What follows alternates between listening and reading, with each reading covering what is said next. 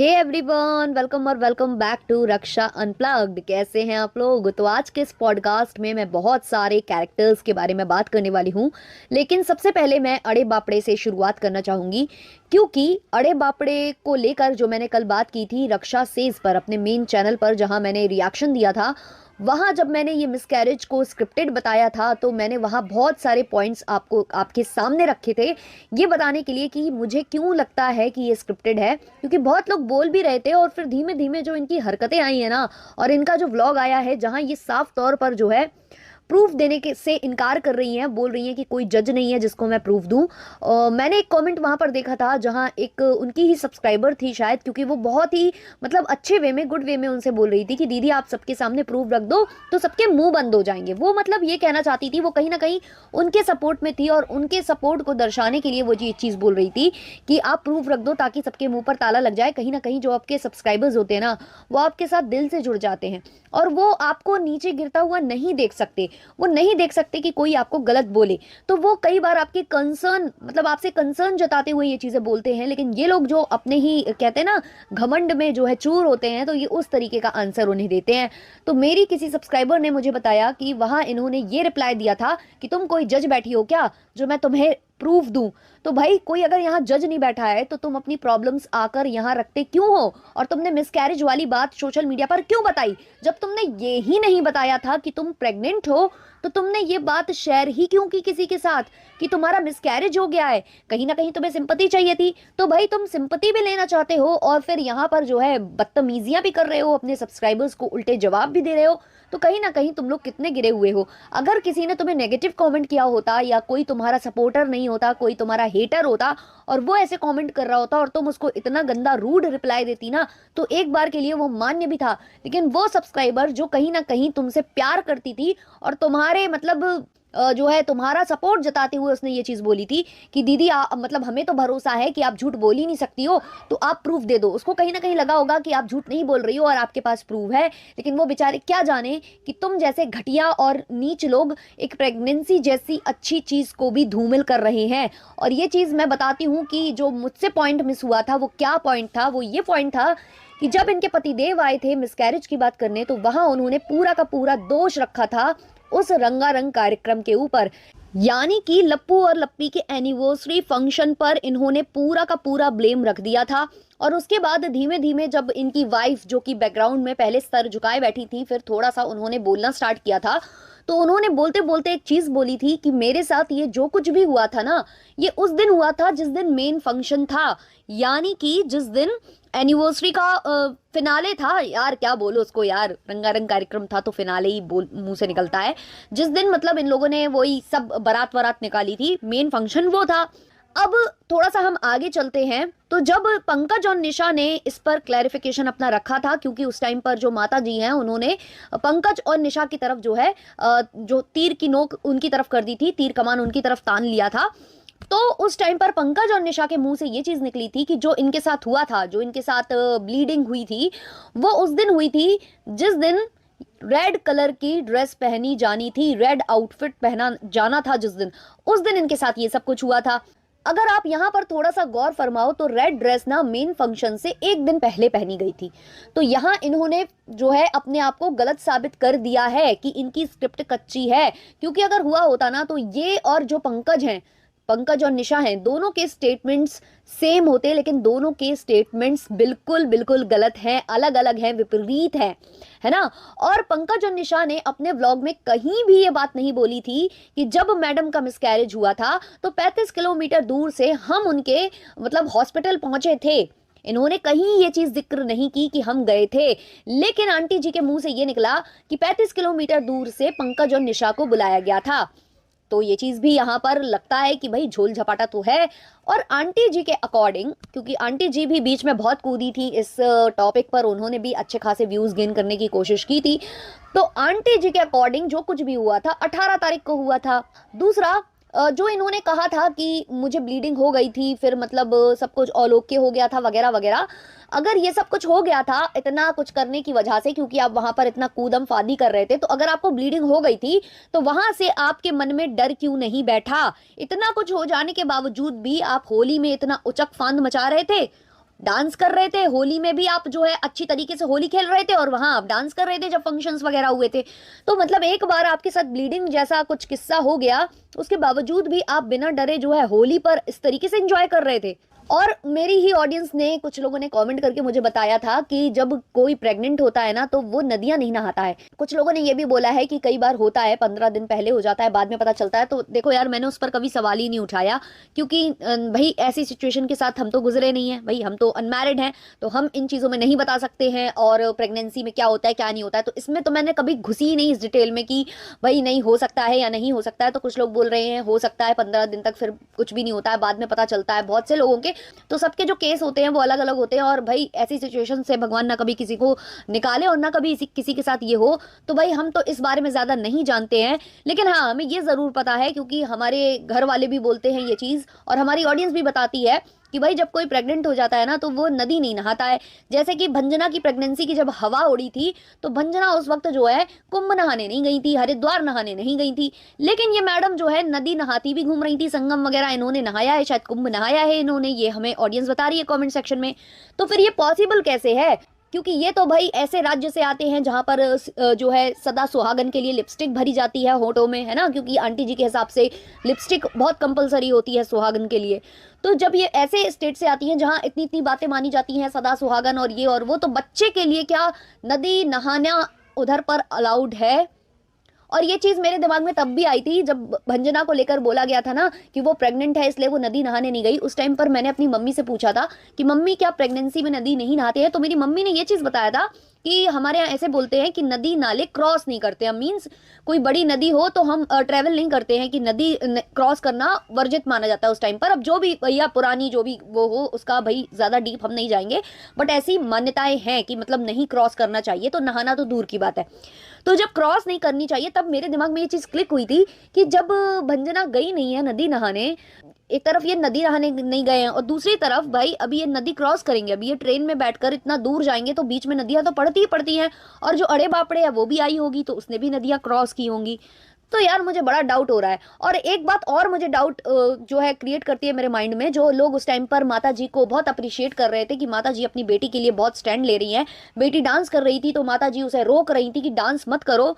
तो कहीं ना कहीं मतलब लोग ये सोच रहे थे कि माता जी बेटी को इसलिए रोक रही थी क्योंकि वो उसके लिए कंसर्न जता रही थी, लेकिन अब तो भाई हमें ये समझ में आ रहा है कि माता जी इसलिए रोक रही थी कि बेटा अगर तुम रील बनाते हुए और डांस करते हुए कैप्चर हो गई ना, तो ये जो स्क्रिप्ट हमने रची है, मेरे बेटे ने इतनी उम्दा स्क्रिप्ट जो लिखी है कंट्रोवर्सी के लिए, वो कच्ची पड़ जाएगी। ये कारण था माता जी का उसको डांस करने से रोकने का।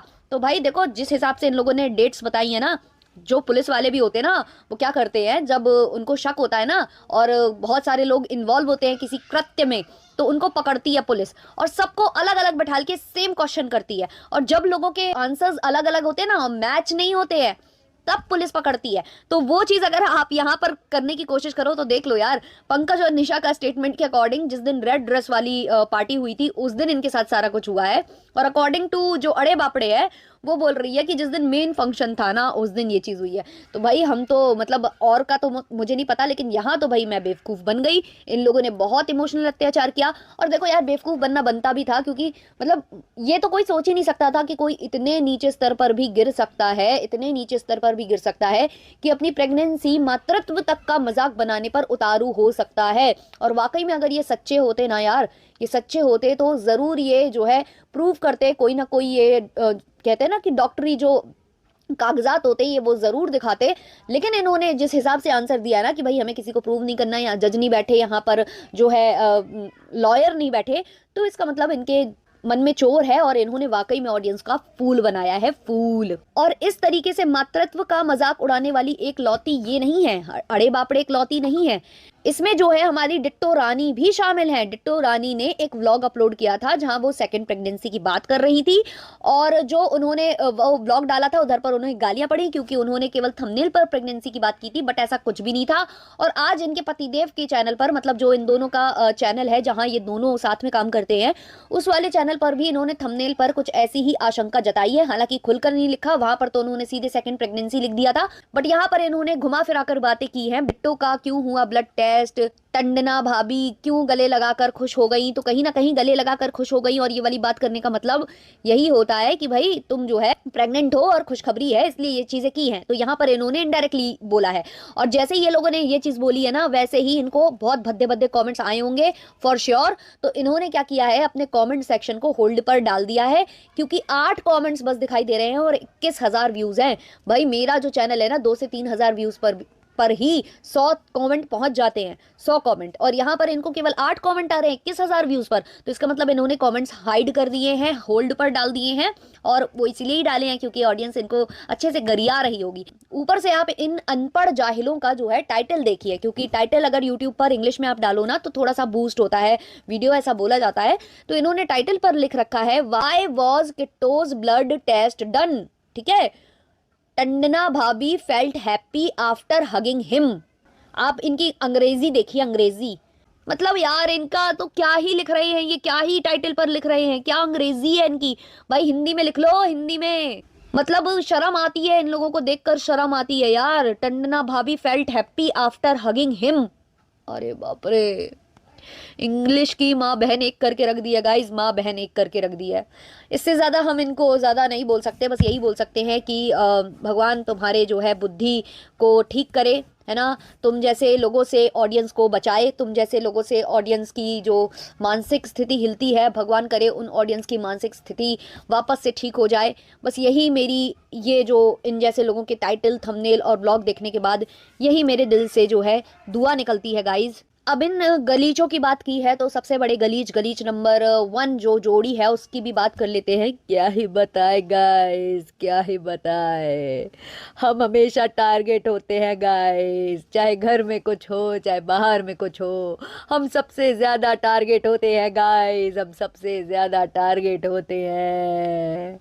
लोग बोलते हैं कि टाइटल पर कैसे कैसे गलत गलत हिंदी लिखते हो, उसकी सफाई देंगे हमारे पति देव देंगे। बोल दिए हैं ये कि हम नहीं लिखते हैं टाइटल, हमारा एडिटर लिखता है गाइस, हमारा एडिटर लिखता है, क्योंकि हमने अनपढ़ जाहिल एडिटर हायर कर रखे हैं गाइस, अनपढ़ जाहिल एडिटर हायर करके रखे हैं गाइस। क्योंकि जो असली वाला एडिटर होता है गाइस उसको तो बहुत कुछ आता है, लेकिन वो मोटी रकम भी मांगता है गाइस, मोटी रकम भी मांगता है। और हम ठहरे बिल्कुल ही गंवार इंसान, बिल्कुल ही गंवार इंसान। हम किसी को मोटी रकम नहीं देते हैं, हम केवल बाल मजदूरी कराते हैं गाइस, बाल मजदूरी कराते हैं। इसलिए हम बाल मजदूरों से काम कराते हैं, तो उनको कहाँ हम पढ़ने लिखने भेजे हैं गाइस, तो वो गलत ही लिखेंगे गाइस, गलत ही लिखेंगे। वो कहाँ से सही लिखेंगे गाइस। क्या ये बताएं, क्या ये बताएं गाइस, हम ही टारगेट होते हैं, हम नहीं बनाते हैं टाइटल और थंबनेल। हम कहाँ से बनाएंगे, हम तो नंबर 1 के अनपढ़ जाहिल हैं गाइस, नंबर 1 के। और हमारे पति देव भी क्यों बनाएंगे टाइटल और थंबनेल गाइस, क्यों ही बनाएंगे, क्यों ही बनाएंगे गाइस। तो ये जो बुड़बक लोग हैं, ये जो है सफाई दे रहे हैं, जो टाइटल और थंबनेल पर कभी भूत का इस्तेमाल किया जाता है कि भूतों से सजाना है, हॉल नहीं लिख पाते हैं, तो सफाई क्या दी जा रही है कि एडिटर करता है और एडिटर धीमे धीमे सीखेगा। तो आपने ऐसा एडिटर हायर कर रखा है जिसको कुछ आता नहीं है, वो आपके घर में आके सीखेगा, सीखेगा। वो सीखे सिखाए एडिटर हायर करने में आपकी जेब फट रही है। आप तो कैरेमल वाला पॉपकॉर्न खाते हैं, लग्जरी वाला, लग्जरी आइटम में आता है जो, वो भी आपको प्रमोशन में मिला है ना, वरना आप कहाँ से खाइएगा। आप खर्च करने वालों में से है नहीं है, है नहीं है, है ना। आप तो खींचों का ठेला लगाते हैं, इनसे उम्मीद भी क्या की जाए गाइज, ये तो है ही ऐसे, बिल्कुल ऐसे हैं ये गाइज। तो इनसे आप क्या ही उम्मीद लगा रहे हो। तो ये टाइटल और थंबनेल अनपढ़ जाहिल एडिटर से करवाते हैं, क्योंकि वो सस्ते पड़ते हैं, वो जो है बाल मजदूरी में आ जाते हैं, वो फैमिली के बच्चे हैं, उनको केवल खाने पीने को ही दे देंगे तो बहुत है, उनको पेमेंट नहीं देनी पड़ती है। वो इनके घर में रहकर 2 रोटी खा लेते हैं ना, उसमें ही काम हो जाता है सारा का सारा। और अगर किसी अच्छे एडिटर को हायर करेंगे तो वो मंथली इनसे मतलब 50,000 से तो ऊपर ही मांगेगा। और बहुत अच्छा वाला हायर करेंगे जो थंबनेल वगैरह भी बहुत अच्छा बनाता होगा, तो वो तो इससे भी ज़्यादा डिमांड करेगा। तो इसीलिए इन्होंने इस तरीके के लोगों को हायर कर रखा है जिन्हें कुछ नहीं आता है। जब ये बाल मजदूरी करा रहे हैं तो स्कूल तो इन्होंने भेजा नहीं है, तो कहाँ से वो हिंदी सही लिखेंगे। इंग्लिश तो दूर की बात है, वो हिंदी सही नहीं लिखते। टाइटल पर भी हिंदी में लिखा जाता है और थंबनेल पर भी हिंदी में लिखा जाता है, वो भी उनसे लिखा नहीं जाता है और सफाइयाँ ये आकर देते हैं। अब जो इस व्लॉग में ना पूरा सफाईनामा चला है, कैरेमल पॉपकॉर्न के प्रमोशन के बाद दोनों पति पत्नी जो है सफाइयाँ देने में लगे हुए हैं। हम किसी के पीछे नहीं पड़े हैं, तो भाई तुम इतनी सफाई देने क्यों आए हो? इससे पहले तो तुमने किसी चीज़ के लिए सफाई नहीं दी, सफाई देना है तो इस चीज़ के लिए दो ना। जो स्क्रिप्ट की बातें की जा रही है कि तुमने स्क्रिप्ट दी है अपनी बहन जी को और अपनी माताश्री को, उसके लिए तो तुम कुछ नहीं बोल रहे हो, उसके लिए तो तुमने मुंह सिल कर रखा हुआ है। लेकिन तुम सफाई ये दे रहे हो कि नहीं हम किसी के पीछे नहीं पड़े हैं। और बहुत लोग ऐसे होते हैं बोल के कहते हैं हम कहाँ बोले, तो वो चीज़ तो तुम भी करते हो, बोलने के बाद कहते हो कि हम कहाँ बोले। और तुमने जो टाइटल और थंबनेल पर डाला है कि हम अपने दम पर इतना किया है, शर्म आती है ये बोलते हुए कि अपने दम पर इतना किया है? अपने दम पर इतना किया है तुमने? किसी औरत की, यार कितनी बार बोलते हैं ये लोगों के क्या कान में एक जू नहीं रेंगती है? किसी औरत की बेइज्जती कर करके तुमने किया है, अपने दम पर क्या किया है? उसकी बेइज्जती कर करके किया है जो भी किया है। उसकी इतनी धज्जियां उड़ा दी हैं, उसके बावजूद ये बेशरम लोग कैसे बातें करते हैं यार, कैसे बातें करते हैं। जो लप्पू चंद जी हैं वो बोल रहे हैं कि लोग मुझसे बोलते हैं कि तुम इंजीनियरिंग करके इतना गलत गलत कैसे लिखते हो। तो क्या इंजीनियरिंग करके कोई गलत गलत नहीं लिख सकता है? बिल्कुल नहीं लिख सकता है। अगर तुम इंजीनियरिंग करे हो तो इसका मतलब तुम्हारी क्वालिफिकेशन जो तुमने बचपन में भी पढ़ा होगा बहुत ठोस पढ़ा होगा। ऐसा तो है नहीं है मारे ढकेले पास हुए होगे तुम, या तुम मारे ढकेले ही पास हुए हो, तुम्हें हिंदी भी ढंग से नहीं आती। और चलो ठीक है भाई, किसी और ने टाइटल थंबनेल बनाया तो क्या तुम्हारे पास इतनी भी फुर्सत नहीं है? जब तुमने एडिटर हायर कर रखा है, कैमरामैन अलग तुम्हारे आगे पीछे घूमता है, सब कुछ मतलब करने वाले तुम्हारे घर में है बाल मजदूर, तो क्या तुम देख नहीं पाते? और जब ऐसे वीडियोस बनते हैं तब भी उन थंबनेल्स को तुम ठीक नहीं करते, उन टाइटल्स को तुम ठीक नहीं करते। और बोल क्या रहा है मैं कोई परफेक्ट नहीं हूं और मैं यमराज नहीं हूं। मुझे भाई साहब यहीं से इसकी पूरी गंवारियत झलक गई। परफेक्ट होना और सही से हिंदी लिखने का यमराज से क्या ताल्लुक है गाइस, क्या ताल्लुक है? आप मुझे कमेंट सेक्शन में जरूर बताना गाइस। मुझे ऐसा लगता है कि एक दिन मैं पागल हो जाऊंगी गाइस, मैं सच में पागल हो जाऊंगी गाइस, पागल हो जाऊंगी। क्या ही बताएं गाइस, क्या ही बताएं। मतलब जगत दीदी तो बहुत खुश होती होगी, मैं तो बच गई, बहुत अच्छा हुआ जो इनसे मैं दूर हो गई, कम से कम मैं बच तो गई, वरना तो मेरी भी रोज ऐसे ही बैंड बजाई जाती जैसे कि लप्पू और लप्पी की बजाई जाती है। भगवान जो करता है अच्छे के लिए करता है। मैं तो बच गई, ये मैं तो बच गई। ये कर रही होंगी जगत दीदी इस वक्त, यही कर रही होंगी। तो खैर ये वाला पॉडकास्ट बहुत लंबा हो चुका है तो इसको करते हैं यहीं पर एंड। अच्छा लगा हो तो लाइक शेयर सब्सक्राइब कर देना। मिलते हैं नेक्स्ट वाले पॉडकास्ट में, तब तक के लिए बाय बाय।